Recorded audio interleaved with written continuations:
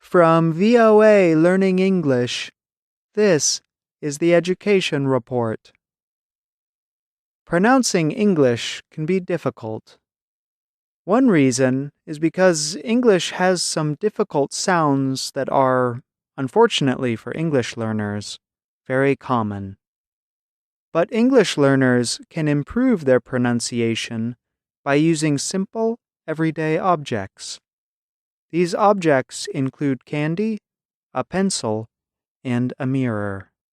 What are some of these common difficult sounds? Well, you have already heard or read them several times in this story. In English, two different sounds are spelled with the same pair of letters, th. You hear th in the word this and th in the word thing. When you say this, your voice box moves. When you say thing, air moves freely through your throat. Marla Yoshida teaches English as a foreign language at the University of California, Irvine. She notes how strange these sounds are. Those are hard for speakers of a lot of languages because they're very unusual sounds. They're very rare. I don't want to hurt the sound's feeling by saying that they're strange, but they're strange. Sometimes th sounds are difficult for English learners to make because saying them seems impolite or rude. All cultures have rules about polite ways to speak to each other. When speaking English, learners may need to break some of the rules of politeness they use in their native language. Tamara Jones, a program coordinator at the English Language Center at Howard Community College, explains. She tells why English learners might feel uncomfortable making the th and th sounds.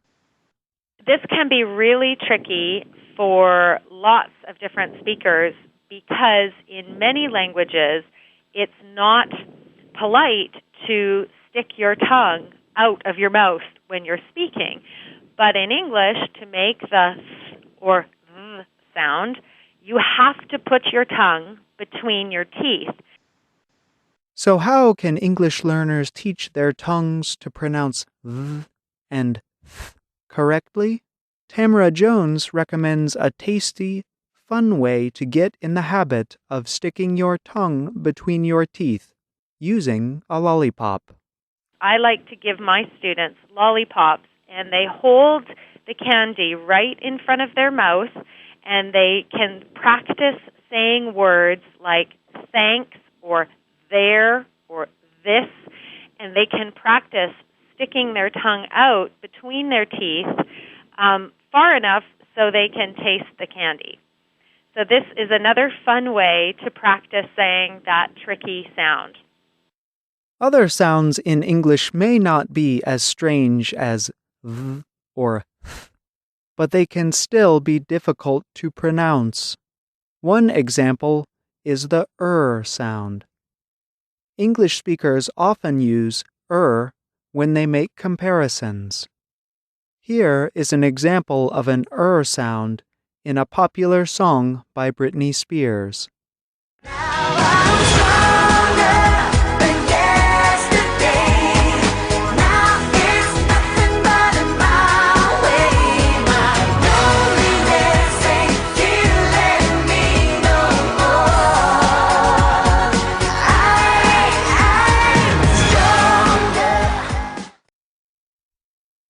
Tamara Jones says many English learners have problems clearly pronouncing the sound. Part of the difficulty is finding the right tongue placement. To practice using the tongue correctly, Jones recommends that English learners use a pencil. But one little trick that students might find useful is to put a pencil in their mouth lengthwise. So they're biting down on the pencil, and the pencil is sticking out of both sides of their mouth. And then saying the sound when they say the sound, their tongue should not touch the pencil. It should be down under or around the pencil, but it shouldn't touch the pencil. So this is a nice way, kind of a fun way, to make sure that they are pronouncing that sound correctly. Consonant sounds are not the only common difficult sounds for English learners. Vowel sounds are often difficult, too. Marla Yoshida, the teacher at the University of California, Irvine, points out that English has many vowel sounds. She says that English dialects can include between 13 and 15 vowel sounds. By comparison, some languages, such as Japanese and Spanish, have only 5 vowel sounds. Two of the hardest challenges for English learners are pronouncing the I and E vowel sounds. Listen for the difference between the I and E sounds in popular music, such as in Tom Waits' song, All the World is Green.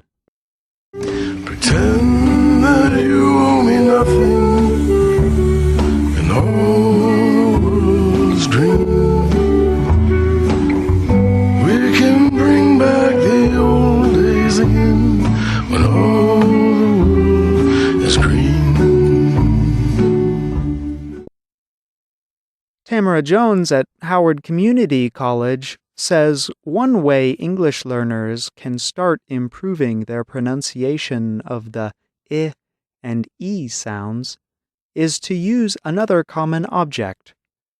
Look in a mirror, she says, while you say the words pin and green.